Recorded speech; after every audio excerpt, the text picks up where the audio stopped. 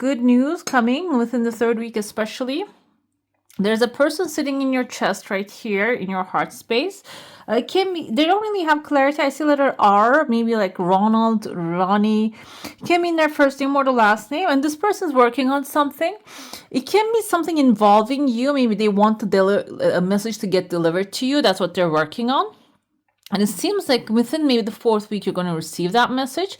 Again, there's a pathway opening. So this can even be someone that you're trying to avoid. You want to stay away. You want them to stay away from you, which can be, yeah, why not? The thing is, though, the important part here is when they show up, there's another pathway opening for you. So that's why I felt for some of you, maybe you're feeling like I want to avoid this person. But because you want to avoid them, you're avoiding doing the things you want to do.